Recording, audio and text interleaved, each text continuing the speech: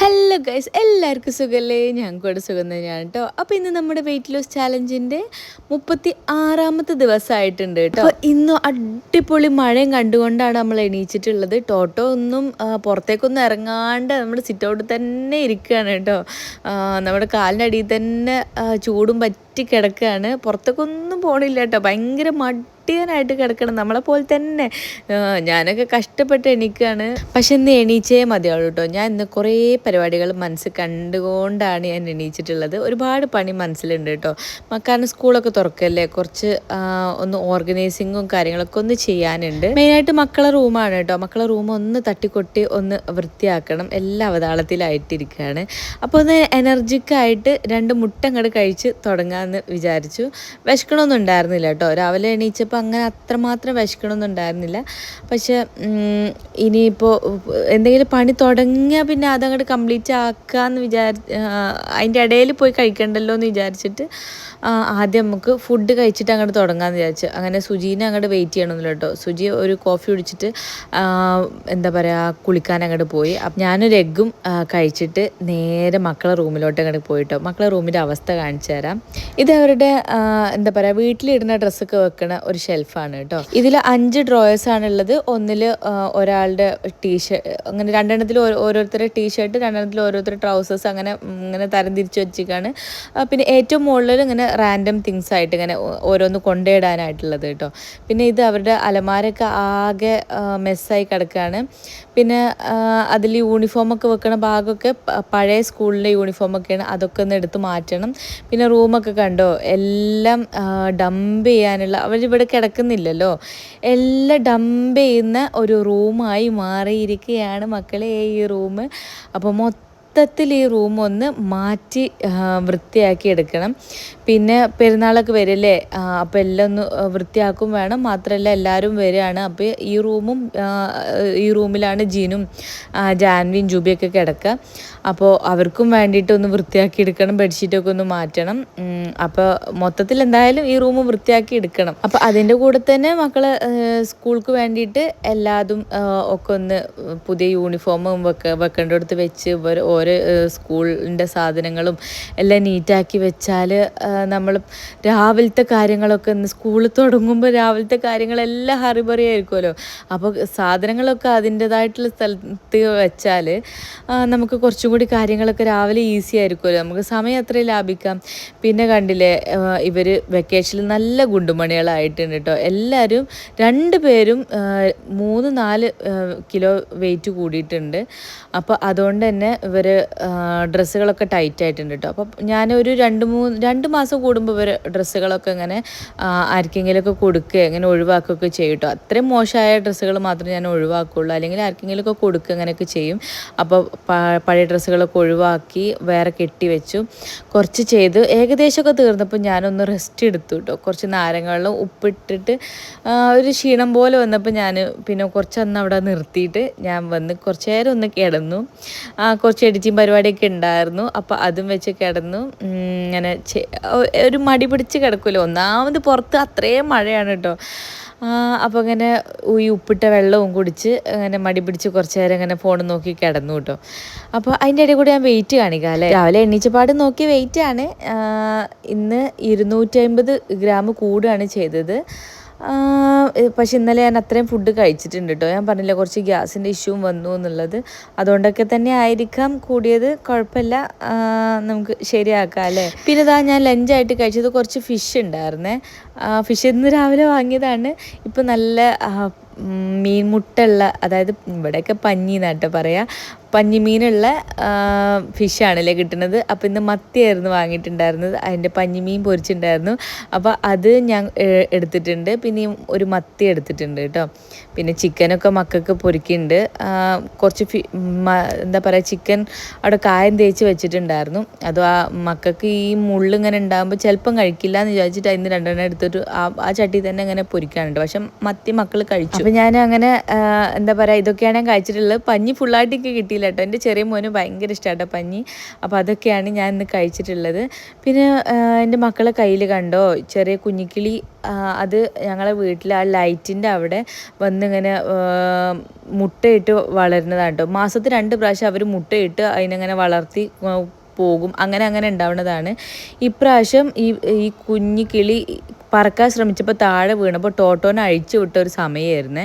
അപ്പോൾ ടോട്ടോ വന്ന് അതിനെ കടിച്ചു. ആ ഓൺ ദി സ്പോട്ട് ആ ഒരു കിളി ചത്തുപോയി. ആ കിളി മീൻസ് ആ പക്ഷി ചത്തുപോയി.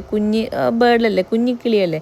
അപ്പോൾ ആ ചത്തുപോയി. അപ്പോൾ മക്കൾക്ക് അന്നേരം തൊട്ട് ഭയങ്കര സങ്കടമായി. അപ്പോൾ തൊട്ട് പിടിച്ച് നടക്കുന്നതാണ് കേട്ടോ. അയ്യോ ചത്തുപോയല്ലോ. അപ്പോൾ മക്കൾ പപ്പേനെ അപ്പം തന്നെ വിളിച്ചു വരുത്തി. പപ്പ വന്നതാണ്. അപ്പോൾ എന്ത് പറ്റി, ജീവനുണ്ടോ എന്നൊക്കെ നോക്കാൻ വേണ്ടി പപ്പ ഓടി വന്നതാണ് കേട്ടോ. അപ്പം എന്താ പറയുക, ആദ്യം വിചാരിച്ചു ഇങ്ങനെ ഷിവർ ചെയ്യണ പോലെയൊക്കെ തോന്നി. പക്ഷേ ഞങ്ങൾക്ക് തോന്നിയതായിരുന്നു. പക്ഷേ ചത്തു പോയിട്ടുണ്ടായിരുന്നു കേട്ടോ. അപ്പോൾ ഇനി അതിനെ കുഴിച്ചിടാം, എന്താ ഇപ്പോൾ ചെയ്യാമെന്ന് ആലോചിച്ചിട്ട് ഇങ്ങനെ നടക്കുകയാണ്. സുജി ഇന്നലെ കുറച്ച് വാച്ചിൻ്റെ പ്രാന്ത് വന്നിട്ടുണ്ടായിരുന്നല്ലോ. അപ്പോൾ അത് കുറച്ചെണ്ണം അതിലത്തെ എന്താ പറയുക ബാറ്ററി തീർന്നു പോയിട്ടുണ്ടായിരുന്നു. അപ്പോൾ അതൊക്കെ ശരിയാക്കി കൊണ്ടുവന്നിട്ടുണ്ടായിരുന്നു. പിന്നെ മക്കൾക്ക് സ്കൂളിലേക്ക് ആദ്യത്തെ 2-3 മാസം ചെരുപ്പ് ഇടാൻ പാടുള്ളൂ കേട്ടോ. പക്ഷേ അത് ഇങ്ങനത്തെ ചെരുപ്പ് വേണം, അങ്ങനത്തെ ചെരുപ്പ് വേണം എന്ന് കുറച്ച് നിബന്ധനകളൊക്കെ ഉണ്ട്. അപ്പോൾ ആ ചെരുപ്പ് സുജി ബാറ്റിൽ നിന്ന് വാങ്ങി കൊണ്ടുവന്നിട്ടുണ്ട്. അപ്പോൾ അത് പാകമാണോ എന്ന് ചെക്ക് ചെയ്തുകൊണ്ടിരിക്കുകയാണ് കേട്ടോ. അപ്പോൾ അതാണ് ആ ഒരു പെട്ടിയിലുണ്ടായിരുന്നത്. അപ്പോൾ ഇവർക്ക് ഇങ്ങനത്തെ ചെരുപ്പൊന്നും ഇട്ട് ഒരു ശീലമല്ല കേട്ടോ. അപ്പോൾ അതെങ്ങനെ കാല് വെക്കേണ്ടതെന്നൊരു ഐഡിയ ഒന്നും ഉണ്ടായിരുന്നില്ല. അപ്പോൾ അതൊക്കെ പറഞ്ഞു കൊടുത്ത് വെച്ചപ്പോൾ ആദ്യം തോന്നി ഇത് കറക്റ്റ് സൈസ് അല്ല എന്ന് തോന്നി. പക്ഷെ നേരാവണ്ണം കാലൊക്കെ വെച്ച് ഇട്ടപ്പോൾ കറക്റ്റായി. ഇനി അത് ഇട്ടൊന്ന് ശീലമാവേണ്ട ഒരു ബുദ്ധിമുട്ടേ ഉള്ളൂ കേട്ടോ. ഇനിയും കുറച്ച് സാധനങ്ങളൊക്കെ അല്ലറ ചില്ലറ സാധനങ്ങളൊക്കെ വാങ്ങാനുണ്ട്. മെയിനായിട്ട് ഇനി വാങ്ങാനുള്ളത് അണ്ടർവെയർസൊക്കെ വാങ്ങണം കേട്ടോ. കാരണം മഴയല്ലേ, ഇനി ഉണങ്ങി കിട്ടാനൊക്കെ ബുദ്ധിമുട്ടായാലോ എന്നൊക്കെ ഉള്ളത് കുറച്ച് അണ്ടർവെയർസ് വാങ്ങാനുണ്ട്. അപ്പോൾ അതും കൂടി ഇന്ന് വാങ്ങണം എന്ന് വിചാരിക്കുന്നുണ്ട് കേട്ടോ. അപ്പോൾ അതാ ഞങ്ങൾ ബാക്കിൽ മുന്നിൽ ഫുൾ ഇൻ്റർലോക്ക് ആയതുകൊണ്ട് മുന്നിൽ എവിടെയും കുഴിച്ചിടാനൊന്നും സ്ഥലമില്ല. അപ്പോൾ ബാക്കിൽ കുറച്ച് സ്ഥലമുണ്ട് കേട്ടോ. അപ്പോൾ അവിടെ പപ്പയും മക്കളും പോയിട്ട് കുഴിച്ചിടുന്ന കാഴ്ചയാണ് കേട്ടോ. നല്ല ഇരുട്ടായതുകൊണ്ട് ഒട്ടും അങ്ങോട്ട് കാണുന്നില്ല. അപ്പോൾ മക്കൾ ഭയങ്കര സങ്കടമായിരുന്നു കേട്ടോ. ടോട്ടോനെ അന്ന് അവർ മിണ്ടിയിട്ടേ ഇല്ല. ടോട്ടോനോട് ഫുള്ള് അവർ കലിപ്പ് മൂടായിരുന്നു. ടോട്ടോ ഞങ്ങൾ ടോട്ടോനോട് മിണ്ടൂല. ടോട്ടോ എന്തിനാ കുഞ്ഞിക്കിളീനെ കടിച്ചത്, ടോട്ടോ കൊന്നില്ല കുഞ്ഞിക്കിളീനെ പറഞ്ഞിട്ട് ടോട്ടോനോട് ഫുള്ള് അവർ കലിപ്പ് മൂടായിരുന്നു കേട്ടോ. എന്തായാലും ടോട്ടോനെ അടിച്ചില്ല എന്നുള്ളൂ, അത്രേ അവർ ചീത്ത പറഞ്ഞിട്ടുണ്ട് ടോട്ടോനെ. പിന്നെ അവർ നോക്കിയാക്കാൻ വേണ്ടിയിട്ട് ഒന്ന് പുറത്തും കൊണ്ടുപോവാം അങ്ങനെയൊക്കെയുള്ള രീതിയിൽ സുജി പറഞ്ഞ് ഞാൻ ജോക്കിയിൽ പോയിട്ട് വരാം. ജോക്കി ഞങ്ങളുടെ വീടിന് തൊട്ടടുത്ത് തന്നെ കേട്ടോ, നടന്ന് പോകാനുള്ള ദൂരമുള്ളൂ. പിന്നെ ഒന്ന് മഴ അടങ്ങിയ ഒരു സമയമായിരുന്നു. അപ്പോൾ സുജി പറഞ്ഞു നടന്നു പോണില്ല, ബൈക്കിൽ പോയിട്ട് വരാം എന്ന് പറഞ്ഞിട്ട് പോയപ്പോൾ എന്നാൽ മക്കൾ വരുന്നുണ്ട്, പുറത്ത് പോക്കുമായല്ലോ. ഇവർ 3 ആൾ കണക്കാട്ടോ. ഒരാൾക്ക് പണ്ട് ബുള്ളറ്റ് ക്ലബിലൊക്കെ ഉള്ള ആളായിരുന്നു, പറഞ്ഞിട്ട് കാര്യമില്ല. ഇപ്പോൾ കാർ തന്നെ ഓടിച്ച് ബൈക്ക് ഓടിക്കാൻ ചെറുതായിട്ട് മടിയാണ്, പേടിയാണ്, എന്തൊക്കെയൊക്കെയോ ഒരു ബുദ്ധിമുട്ടുണ്ട് കേട്ടോ. മറ്റേ ഈ 2 മക്കൾക്കാണെങ്കിലോ ബൈക്കിലിരുന്ന് തീരെ പരിചയമില്ലാണ്. അപ്പോൾ 3 ഓരോന്നായതുകൊണ്ട് എനിക്ക് ഭയങ്കര ഒരു പേടിയുണ്ട് കേട്ടോ, ഇവരെന്തിനാണ് ഈ കഷ്ടപ്പെട്ട് ബൈക്കിൽ പോണത് എന്നുള്ളത്. അപ്പോൾ എന്തായാലും 3 ക്യാപ്പൊക്കെ ഇട്ട് മഴ അഥവാ പെയ്താലോ ചെറുതായിട്ട് ചാറ്റൽ മഴ എപ്പോൾ വേണമെങ്കിലും ഉണ്ടാവുമല്ലോ. ഇപ്പോൾ ജസ്റ്റ് നടങ്ങിയിട്ടുള്ളൂ, അതുവരെ മഴ തന്നെയായിരുന്നു. അപ്പോൾ 3 ഓരോന്ന് ബൈക്കിൽ തള്ളിപ്പിടിച്ച് പോകുന്നുണ്ട്.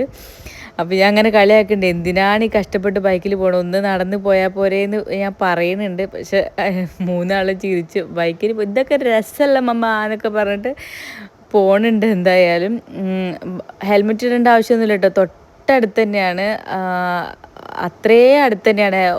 ഒരു മെയിൻ റോഡിൽ നിന്നൊന്നും അങ്ങനെ അത്രേ അടുത്ത് തന്നെയാണ് കേട്ടോ. അപ്പോൾ അങ്ങനെ 3 ആളും കൂടി പോയി അപ്പം തന്നെ തിരിച്ചു വന്ന 1/2 മണിക്കൂറൊന്നും നിർത്തിയില്ല, കാരണം ഞാൻ പറഞ്ഞില്ല അത്ര അടുത്താണ് കേട്ടോ.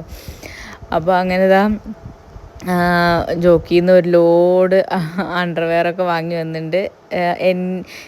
ഈ സുജി പോലെ സുജിക്ക് ഒന്നും കുറച്ച് വാങ്ങാൻ അറിയില്ല കേട്ടോ.